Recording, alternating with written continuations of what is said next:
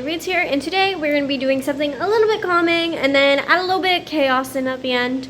So we're going to be decorating our Christmas tree, and then we are going to sit down and then we're going to read some one-star reviews. But first, we need to go down and get the ornaments for this Christmas tree. This pink Christmas tree that I hate, but my mom likes it, so you know what? We'll do it for her. The only exception was when I made her the deal of getting this tree, I got to decorate it with the black ornaments. So we're going to go down to the mailroom and then we're going to go pick up the black ornaments. Yeah. Okay. So we're going to start walking down and then we're going to pick them up.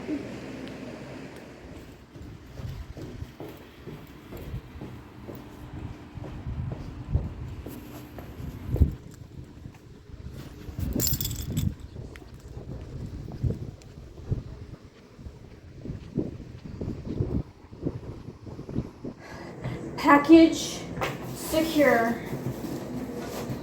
Now, I also have a Christmas present in there for me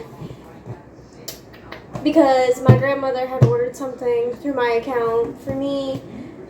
So I'm gonna have to not look while also pouring the ornaments out. So we're gonna do that right now. So I'm gonna make sure I can get this open without fucking seeing what's inside. Because somehow we had the brilliant idea of just ordering it through at the same time and it just came in the same package. So, ooh, this is hard. This is hard. I have no idea what it is. But I'm gonna just grab the ornaments. That's not the ornaments. What the fuck are these tiny things? I guess it is a small tree, so it might be fine. Yeah, it's fine. We're just gonna go ahead and decorate the tree.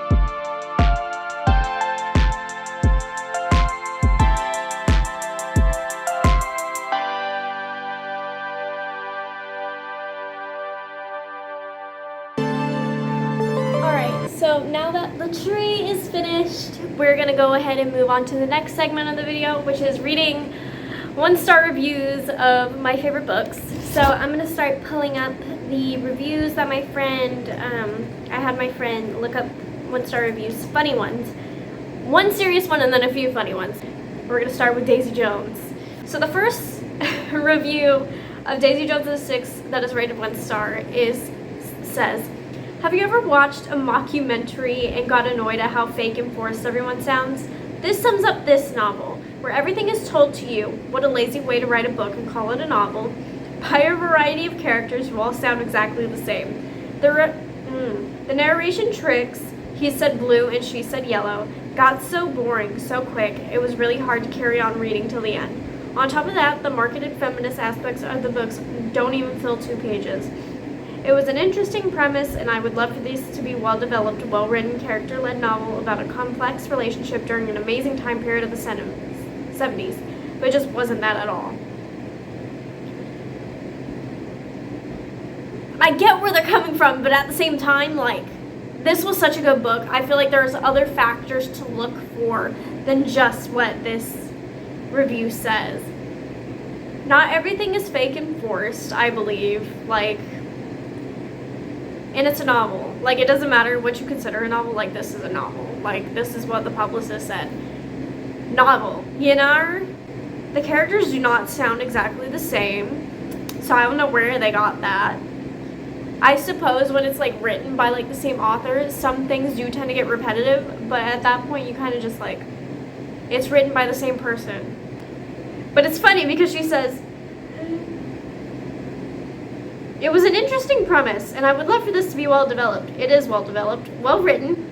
It is well written. Maybe it's not the best writing, but it's still well written. Character-led novel about a complex relationship during an amazing time period of the 70s. The whole book is about complexity. Alright, moving on to the next one. This is a slightly long one. Predictable, interminably boring. Flip to any page and I can tell you what's happening. Daisy is doing drugs. Daisy is doing stupid shit as a result of drugs. Simone is helping for Daisy to seek rehab. Hit songs are being crafted. Billy is fighting back addiction for his family. Eddie is whining over his lack of creative control. Other characters mumble something unimportant. That is valid. Completely valid. Remember when VH1's Behind the Music was big, and eventually all the rock band stories started to sound similar? Struggle, success, creative clashing, musical epiphanies, drugs, band hookups, every story was the same. Now imagine shelling out $17 to read the snooziest transcript of that story. That is also fair. I can see why you would say that. That's so funny. Reviews insist that the characters are so alive. I can't believe this isn't a real man. Well, that's because it is a story we've heard 1,000 times. I suppose I could have guessed that from the blurb. I was just hopeful Reed's writing would deliver it in a punchy book, but it just fell short for me. I feel like I'm chasing that TJR Hugo high, but I don't think they make that strain anymore. That 1 star is delivered to the lyrics in the back of the book. TJR crafting songs for a band book is pretty dope. Okay, so I completely understand what they're saying. That is true. A lot of rock bands do have the same story as to why it eventually fell through. So I totally get that. But that's just so funny to me. I would rather read Twilight or a Colleen Hoover book, but then I remember they are just as bad. All the hype for this was so boring I didn't even finish it. Yikes. Now hang on. You're comparing this piece of work to a Colleen Hoover book? Wow. Okay, so we're moving on. We're going over to Archer's Voice. Maybe I need to take a break from reading romance. This was so boring and cringe. Oh god, like I was actually struggling to finish it. Okay, I get it. It is cringy at some points, but like, sometimes it's nice to have like a little bit of cringiness, you know? My biggest pet peeve is authors putting trauma or conflict just for the sake of it and then obliterating it. Absolutely no research, just vibes, and doing no justice to the issue you picked. If you need trauma, just make your characters interesting. You should reconsider your profession. Bree had PTSD from seeing her dad die and almost getting raped by the robber, and it is suddenly cured when she sleeps next to Archer. Also, the stripper scene, I swear to God, it haunts me. But you know what? What's worse? How easily he's forgiven. You're scared of storms, blah, blah, blah. Eat shit, Mr. Archer. I don't give a fuck. It really shows that this book was written in 2014, because what in the ever loving fuck is I Bree you, I Archer you? I thought that was the cutest thing ever, but it's cringy and I totally get it. Oh, that's so funny. At this point, I am begging for a good romance. Just one book where characters have a personality, the plot makes sense, and the writing doesn't make me want to die. Okay. This is so funny. If you don't like it, I feel sorry for you. like, obviously everybody's gonna like something different, so I'm not gonna be sitting over here, oh my god, they don't like it. But that's funny. It's fine. Okay, 2 more reviews for Archer's Voice and then we're moving on. I mean, I felt nothing. I am in the minority here, but I felt so empty reading it. Nothing about the plot or the characters was convincing. Everything about it was so calculated and juvenile. And I don't mind cliches, but this book takes the cake. It was cheese galore. Nope, just no. Fair. You got your point. You made your point. Good for you. Okay. Okay, so this one isn't a 1-star review, but, you know, it's still funny. So Layla rated it 2 stars. Try not to laugh challenge if possible. Straight to the point. I like that. That's funny. 4th wing. I'm scared, but it's fine. This is by Kayla Rich. Did not finish. I'd like to know if I'm actually reading the same book as everyone else. This is the worst piece of literature I've read in a long while. I got to chapter 8, couldn't go any further. Well, there's obviously a problem. You didn't read up to a certain point, and nothing fun even started by chapter 8, so... Okay. First off, the endless use of the F-bomb is tacky and lazy if you ask me. They're teenagers. We all do it. Okay. So many great descriptive words, and all this author could do is spout curse words. Curse words do not a personality make. So you're gonna get on the author's writing and you can't even write? Okay. Neither is being a horny 13-year-old. Violet is supposed to be 20 years old, but it seems like she's 12. Oh, she's 20? Damn. Okay, maybe you have a point there. But I do know some 20-year-olds that do that. I mean, the scar that makes his eyebrow only makes him hotter. Flaming hot, scorching hot, get you in trouble and you like it level hot. Who talks like that? I'll tell you. Tweens. That's correct. I think I'm rooting for the other side of this conflict too. What kind of battle strategy is it to encourage the death of dozens of people as an entrance exam? This is basically just the Hunger Games. But for war, for fighting, for war. I don't know. Okay, then to be okay with it when your cadets are killing each other. Let's just kill off a huge percentage of our huge, able-bodied young men and women every year. Yep, sounds strategy. This big, bad school is so scary. It's incredibly cliche, predictable, and trite in the worst ways. Violet's only personality trait is that she's super fast and smart. And the reason her mother tossed her into the school in the first place is super unbelievable. It's just a weak book with weak and convenient reasons to push plot forward. First off, this is the only book. We literally just got the second book, like, last month in November, so, like, you need to chill. Like, you haven't even read the entire book to know the whole purpose of everything. Like, I could understand if you read the whole book and this was still your thoughts, but, like, that's crazy.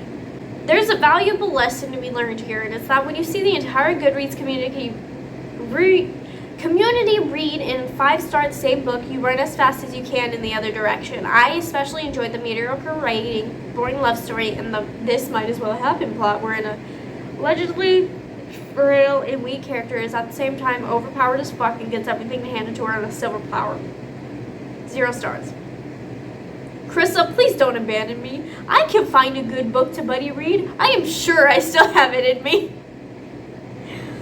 That's funny. Okay, see? Like, this person probably read the whole thing. That's fair. I can see why you think that. Okay. Next one. Who had a gun to the head of everyone who rated this book 5 stars? Look, I did not have a gun pointed to my head. I was actually, like, really invested in this book, and this made me want to read fantasy. The next comment, the next review. Zayden wears skinny jeans. Oh my god, these people are funny. I'm not even gonna be mad at them. This is like hilarious. Alright. 3 reviews for Addicted to You by Kristen Beckerici. You should read Addicted to You. You will love it. Trust fellow Goodread friends, trust the hype, trust the reviews, picks up book, starts reading book, puts down book. Mix up a spoiled, whiny, annoying heroine, a dull love interest, that's a fucked up past, a shitty family, a giant spoon of drama, and let's not forget addictions that are described in such a ridiculous and unrealistic way that they make you want to gouge both your eyes out. And ta-da, you get addicted to you. I actually managed to read this book seriously until I reached 30%, and then I started to lose it. And eventually I realized I couldn't give two shits about these flat, one-dimensional characters and their stupid lives. Okay. Oh, I don't like this review. Because being a person who's lived through being a person that has experienced addiction firsthand by being in the family of someone who had a drug addiction, an alcoholic addiction, just like Lo, these books described it in such a perfect way. I'm still waiting to get Fuel to Fire, but I've read everything before that. And everything is character-based. It is not plot-based, but still, like, I relate so heavily to these books, and I feel like it isn't, like, one-dimensional characters. I feel like it's you have very round characters that you have, and, you know, 360, you know, it's coming all around. You've got these characters, all of them have issues. It's not just one, it's not just two, all of them have their own things. Obviously, Lily and Lo, I've only experienced their issues, really, with addiction. I haven't experienced Lily's addiction, but, you know, Lo's side, I'm very heavily connected to Lo for a reason, because of the way I grew up. And, you know, so this book kind of just brought everything back to me. And, you know, that is the reason why I rated this book 5 stars. I'm very heavily connected to the characters now. I do not see bad in them. I just see their mistakes. Alright, moving on. Getting away from the touchy-feely. Okay. 1 star for Rose and another one for Connor. I really have nothing good to say about this book. Update. It actually deserves 1 star, so I'm changing. Bye! So she originally gave it 2 stars, and then she was like, no. I love that. That's funny. Okay, so moving on. Alright. So, Lotus 1 star reviews. Okay, let's start. First one is, well... next one. Thank Christ it's over. Alright, a long one. As I said before, this book was good until it wasn't. Sydney is by far the most annoying and stupid main character I found the displeasure of reading about. She was fun at one point, but it stopped when she started blowing up on Oliver, Gabe, and her sister. I was fuming when she confronted her sister as someone that was sexually abused at age 10, same age as Clementine. Sydney went about it in the worst possible way. That's true. She did. A survivor doesn't fucking need to be told you should have told me, or why didn't you tell me? Like, you think this is what someone wants to do? No. There's a clear fucking reason why Clementine didn't say shit, so fuck Sydney for that. I can see why you said that, and I'm very sorry. Like, yeah. That sucks. Like, honestly, thinking about it, that shit was, like, horrible. That is definitely a point of the book where I was just like, no. Oliver, on the other hand, deserved way better. He still didn't seem fleshed out, but that's on the author. He was just boring. I wouldn't say he was boring. I feel like he was just, like, trying to find himself again.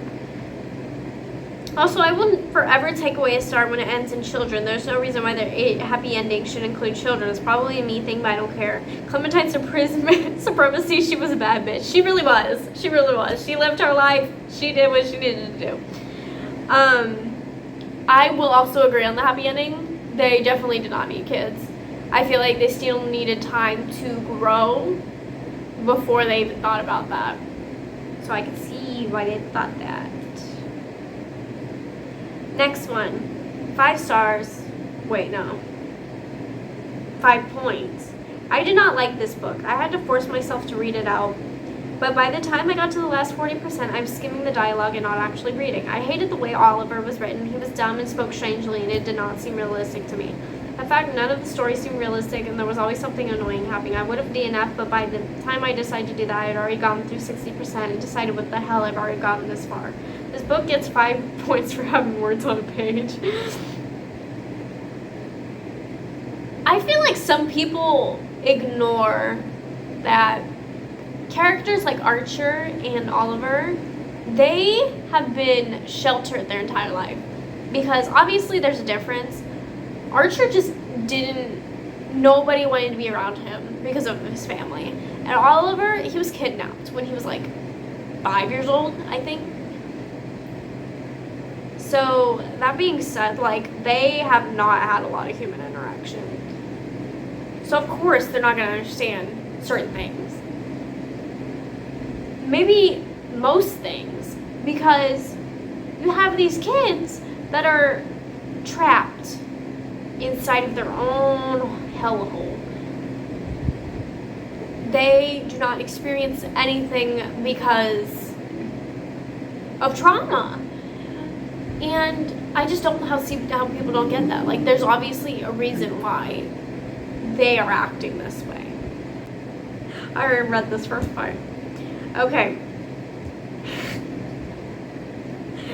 I really hated the raccoon part. Raccoons are wild animals. People are not meant to take them in themselves and try to take care of them or release them. They're also not pets. The resident raccoon walker? Give me a break.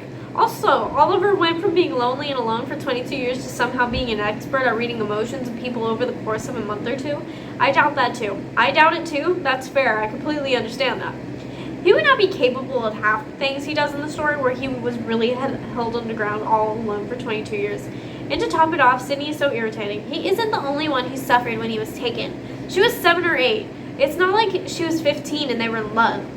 A 7 or 8-year-old isn't capable of that emotional level of response. That, I feel like that's not true, because kid understands a lot more than we think they do. I love this book, which is disappointing. No, I hate this book, which is disappointing because I love Still Beating. There were just too many annoyances, and really the raccoon being used as a plot device was very annoying. I don't think it was used as a plot device. Was it used as a plot device? I read this book like a while ago.